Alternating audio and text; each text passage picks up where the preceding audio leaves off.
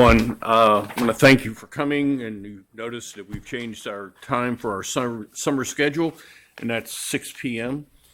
I also want you to note, if you would please, and with the consideration of the mayor, we're going to take off the month of August unless we have something major that you all have to have taken care of, or the mayor has to. If you take a look at schedules and then let me know, appreciate it. Okay, item number 1 is a consideration of a bid recommendation for laundry dry cleaning services for the city's police department. Chief McLaughlin, good evening, sir. Good evening. Before you should have a memo dated May 16th. On April 18th, 2016, the invitation for bid for laundry and dry cleaning services was issued to eight local vendors and advertised in the Laurel Leader newspaper. On May 13th, 1 bid was received and opened by Ms. Pickett and Ms. Hyatt. That bid was from Montgomery Cleaners, our current vendor. We're making a recommendation that we award this contract not to exceed the budgeted line item of $27,500. Okay, thank you, Chief. Questions from the council, Ms. Nicholas? So you only received 1 bid.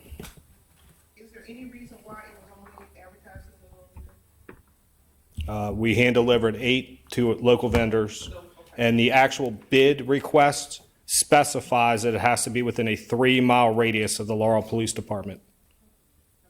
So it has to be city vendors.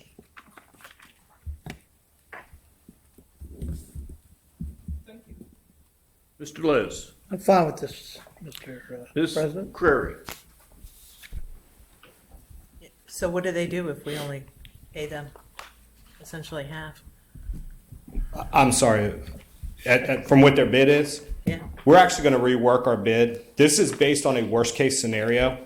What actually it equates to is a per-item price. However, we give them a worst-case scenario that we have never, ever met. I mean, we did researching back to 2003. We've never exceeded our line item. So what we're going to do in the future is when the bid request goes out, it's going to be dry clean pants with no specific quantity attached to it. It's just going to be a per-item price that they're going to give us. And the budget or the contract will be awarded based on the line item for the budget, not to exceed the line item. Thank you. Mr. Smalls? I'm fine. Chief, what's our experience with the Montgomery Cleaners? Has it been something that you're happy with, or? Yeah, they actually, yes, they've done a very good job. We've been with them, I want to say, about 5 years, I think. They've gone through a recent sale or went through a sale about 2 years ago. The staff is more than accommodating. The services are more than adequate, and they meet the requirements, and they're very timely in the completion of the assignment or the duties. I noticed on their response to the bids that they actually priced it out as per item like you were talking about. Yes, So sir. is that pretty much the line that you're going to take from here on in, as I understand it? Yes, I think what our downfall was, and I actually didn't see this before it went out, is we actually put in estimated units per year.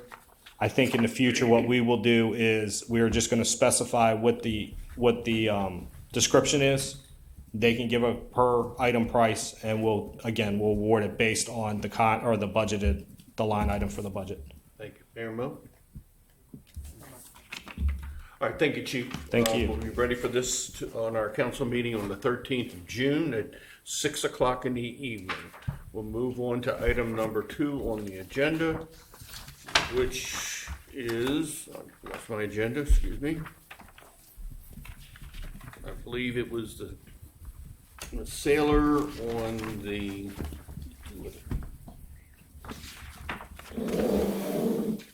thanks. The operating budget ordinance amending the FY 2016 operating budget. Ms. Saylor, I've got it again now. Thank you. Yes, Mr. President. At this time, this is the second amendment to the FY 16 operating budget.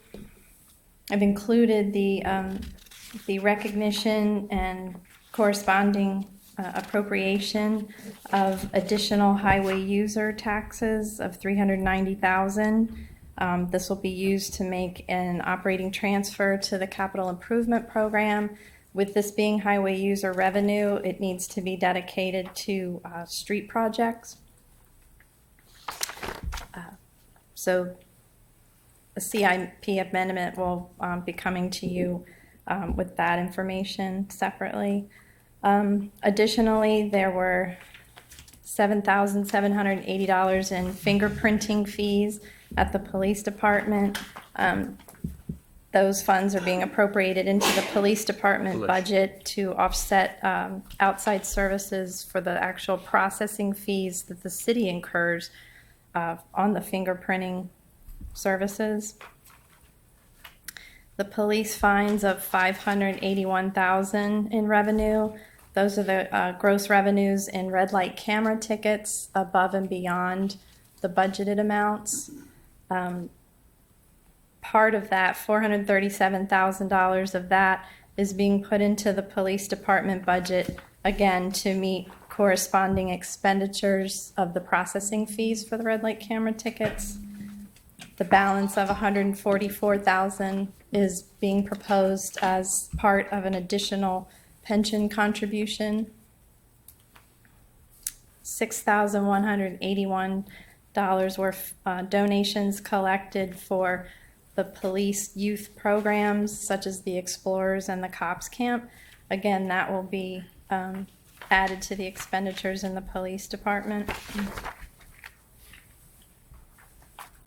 $35,157 are from the reimbursement we received from Baltimore City regarding our assistance with last year's riots. And again, the police department is using those funds for one-time expenditure purchases. On the expenditure side, the second column of figures, which you'll see nets out to zero, are reflective of transfers made within the Parks and Recreation, maintenance budgets, program budgets, and the Department of Public Works transfers. These transfers were made from savings in the current year budgets to purchase a pressure washer, some plows, the recycling toters, a hydraulic crimper, and benches and receptacles for Public Works, as well as facility tables, a replacement paddle boat, and the chemical feeders for the swimming pools. The next column shows the actual appropriations of the revenues that I just described. So an increase, total increase in the police department budget of $486,118 includes that $437,000 in red light camera revenue, excuse me, to cover the corresponding expenditures. Down further in the debt service principal line item, you'll see a decrease of $58,661. In the FY16 budget, we provided funds for loan fees, which there were savings. So when we did the loans in February, we didn't spend as much as the $95,000 that we budgeted. So we're taking $56,000 of those funds is part of the rest of the $200,000 additional city contribution to the pension fund. The other $2,661 was just a discrepancy in the amortization table of the existing loans that needs to be moved from principal to interest, so that zeroes itself out. And then you'll see in the last line, the additional $390,000 is again from the highway user revenue that will be moved to the CIP, and we'll establish another ordinance for that to show which street projects that will fund, that money will fund. So it's an overall addition to the budget of $1,020,118 for a total new budget of $29,812,329. Yeah. Okay, thank you. Mr. Smalls? Ms. Crary?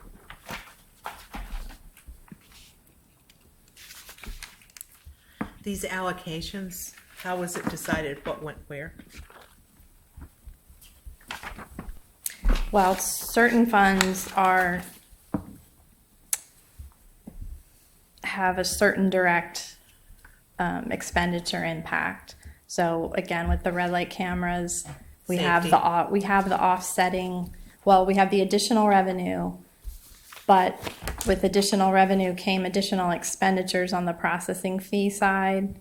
So that's why the 437 is going into the police department budget, because currently that line item to process those citations is over budget, and I projected through the May and June based on what we've already spent and what we'll need in the next couple of months. Again, the Baltimore City reimbursement was based on work done by the police department, and the chief had requested purchases of replacement tasers and some firearms, some tactical training equipment, and the purchase of 12 more body wear cameras will complete the complement for all the sworn officers to have one of the cameras. And the highway user funds? The highway user funds have to be used on street improvements.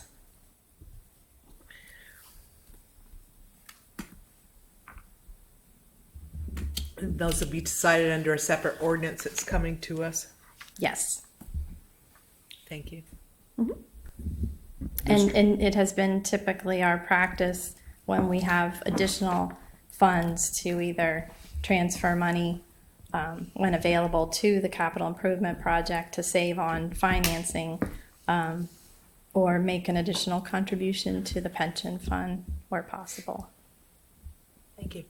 Mr. Liz? Yeah, if you'd come back to me, I'm still digesting all this information. Mr. President, if you'd come back to me, I'd appreciate it. Oh, okay. I just have one question. Line item 10960, miscellaneous financing, you said that 390 is gonna be moved to the CIP, Yes. and then you're gonna come to us with an ordinance for that.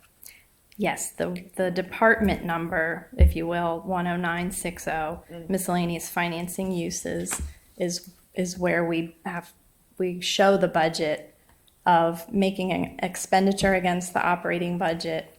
It's a revenue source to the CIP, but that's where that's how we show that. Thank you. Okay. I have no other questions. We'll be ready for this on the, I'm sorry, Mr. Lev? Yeah, if I could, I've been paying a lot of attention to the pension fund lately. I don't remember the percentage, we're about 73% funded in one area. And I know that, I'll go back to when Larry Bird was on the pension board. Every time we put additional money into the pension fund, it was gonna pay dividends, and we're all gone, okay? So I appreciate the 200,000, but I'm gonna ask, Mr. President, I'm gonna ask Michelle and the administration, as we move forward, if we can find additional funds to Mike, go. get closer to the microphone, please. Oh, I'm sorry. As we move forward in our subsequent amendments to the budget, if we can identify additional funds, I mean, this is a substantial number, but so is 300,000. So if we could find another 100,000, it's going to pay dividends after all of us are gone from this podium. And the people that do the work for the citizens of Laurel will appreciate it that we did some planning on how we were going to pay for those liabilities in those years when they retire and they transfer that money into the retirement annuity. So thank you, Mr. President. Thank you. Mayor, your comments? I just want to thank Mr. Les for his comments. As we're well aware, I think that's been his and council's directive for many years of trying to add money to the pension. And I think with this 10-day gap before this gets introduced, I think Michelle will be able to take a look at the numbers. I think there's probably 100,000 we can find there to to move into that. And if we do, we'll adjust it accordingly along with other accounts. So if council has anything, please feel free to contact me or send me a note, and we'll look at it as we move forward. Thank you. If I could just add, a lot of the numbers that we're looking at now are really just through April, because, with the money we receive from the state, it's a month or mostly 2, maybe even 3 months behind. So it's a moving target, and I appreciate that this, was given to you today, because we're just trying to home in on what's happening up to the minute. So With the with the Governor Hogan now doing what he said he was going to do and getting our highway user tax money back, we still have a ways to go to get there. But are we seeing a certain proportion that we can, or you can analyze and say that he's doing it on a basis that we can count on? Or Mayor, Well, I think we added more money to the FY17 that y'all approved, so we're seeing that increase in there, and I think Michelle has seen that this year. We had a couple one-time shots. We're hopeful that it continues, but the money was in the state budget, and again, we increased it where we felt very comfortable at with MML's direction and everything else on that. Is correct? no, you're right. Mm-hmm. But yes, that's what I was hoping. Yes. Yeah, We're not there No, where we were. No, but he's I made mean, that commitment. yeah, but he made that commitment, and certainly I just want to kind of know in my own mind that he's doing that, and I'm sure he's doing it cautiously, like he's been doing a lot of other things. But like you said, Mayor, we're not there yet, but we're certainly getting something more than we got before. Any other comments from council? Okay, thank you, Michelle. We'll go on now. I assume that you're going to speak on number 3, the ordinance amending the CIP. Yes, sir. Thank you, ma'am. Again, at the end of FY 2015, you authorized a transfer through a budget amendment to the CIP from the operating budget. At the time, those funds were not allocated. So it is through this ordinance that we will use the last of those funds, $250,000 to the Armory Community Center in this phase 2 of the renovations for the completion of the full service community center. This would fund the fire suppression system in that building, and $100,000 for park improvements to cover the expenses of certain studies that were made in conjunction with the McCullough Field Group, some other improvements and enhancements that have gone along with the other playground and park improvement projects, like at the skate park, some drainage issues at Discovery Park that were addressed. So that's a completion of that ordinance. Questions from council, Mr. Smalls.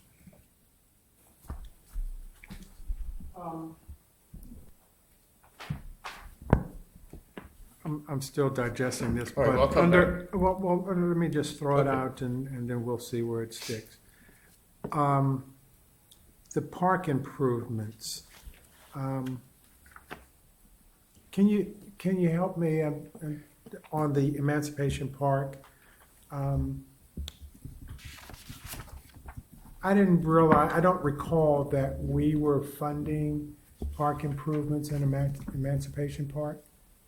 That may have been my misunderstanding, that because we received the insurance funds from the fire that destroyed the most recent playground, that we were paying for part of the replacement of the new playground at the new site, the way the site is laid out. We're not sure yet. I see. Okay. I talked to her today about it. Okay. Ms. Curry?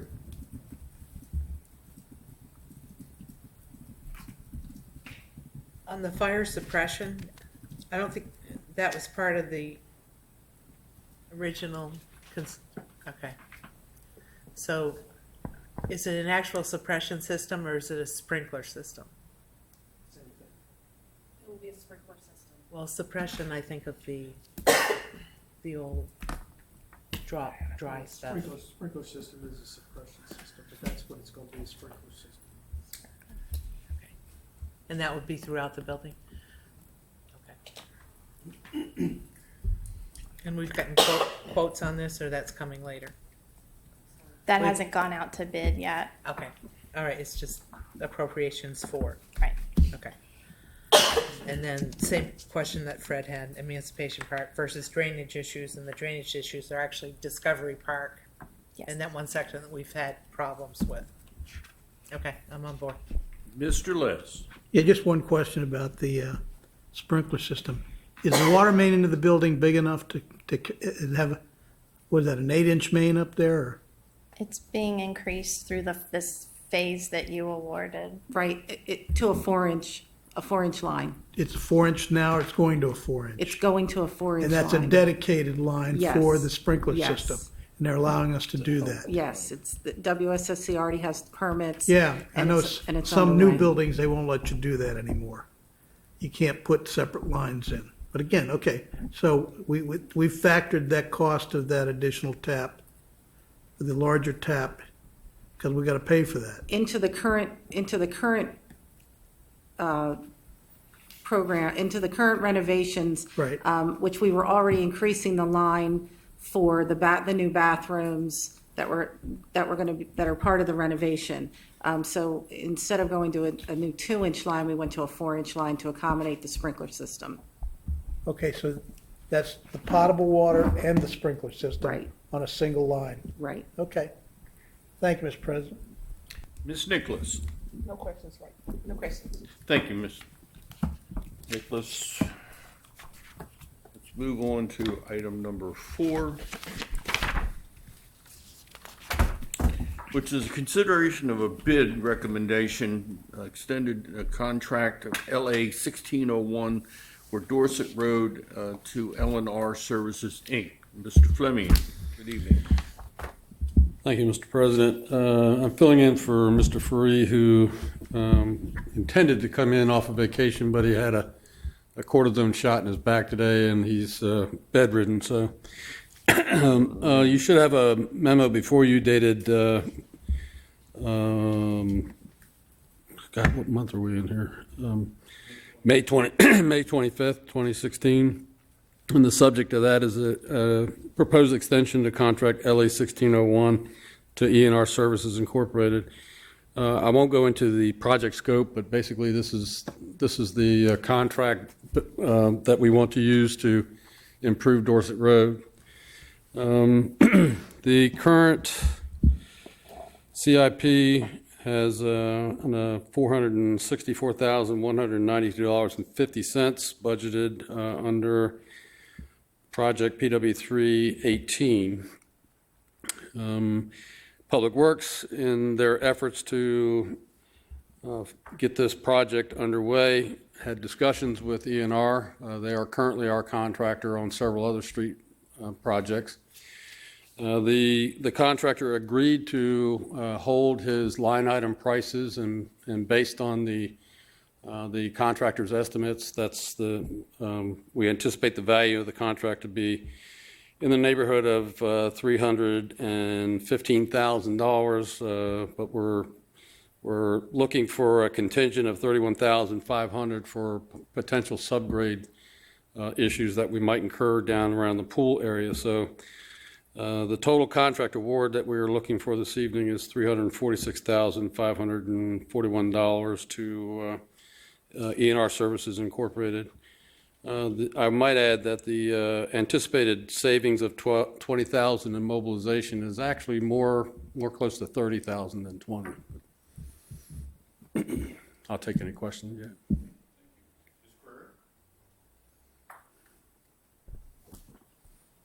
We're gonna get back from the county. I'm sorry? We're gonna get it back from the county. Well, as you know, we had discussions with Prince George's County on their stormwater quality and stormwater management requirements. And we have commitments from the director of DPI that the county's stormwater management office will work with us and probably shift funding from other stormwater management projects in and around the city. There's 5 projects in the city that they're looking to do. They're trying to hold that line to at least 3, preferably 5 if they can do it with the funds from other projects. But right now, we're looking at the county sharing funding on this project to manage the stormwater quality and stormwater management devices. And there may be, I believe Mr. Les spoke of some grant money available too. Yes, we have not yet looked into that based on our conversations with Prince George's County, but we did make Prince George's County aware of those funding sources, and they might very well be checking into that themselves. Thank you. Mr. Les? Yeah, it's unfortunate that it's a left-hand, right-hand problem with the group that's handling the stormwater, the rainwater fees and the stormwater management people. They're all nice people, but it's a left-hand, right-hand problem. And as I remember, the number that was mentioned over the next few years that's accruing to the county in the rainwater fees is almost $100 million. Okay? Now, the other thing is the Mary Lehman advised me earlier this week, I don't know what happened. She was trying to get some additional money in the budget, in their CIP budget, because I've been suggesting we might want to dredge the lower lake. Okay, and the money that they have, that they showed me, the projects were all above the upper basin, up to Van Dusen Road. What do they call it? The hospital branch and the fire station branch. Because they want to try and restore the stream banks there so that they can capture the silt before it gets to the upper basin. So I think there's a lot of moving pieces here. That's my observation. And all of these are supposed to increase the quality of the water in the watershed.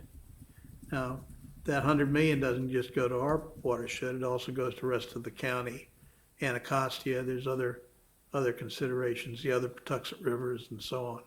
But I think we need to make sure that we're standing outside the door with the tin cup and say, hey, can you help us out here?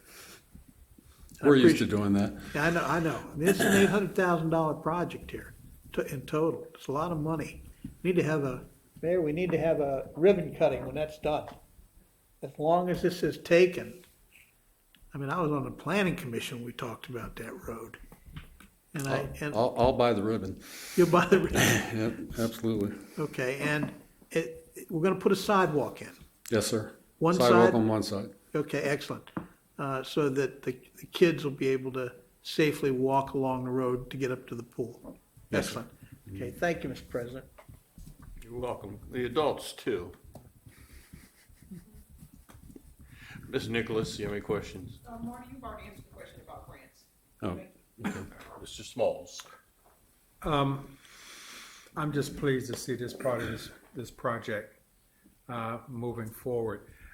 My only question deals with the contingency amount, 31.5. You feel obviously pretty confident that that's sufficient to cover any possible subgrade work that has to be done? I think so.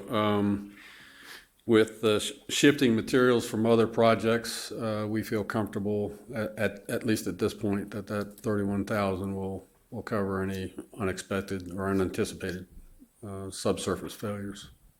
Anything that that comes to mind around the pool area that might be of a concern with any subgrade?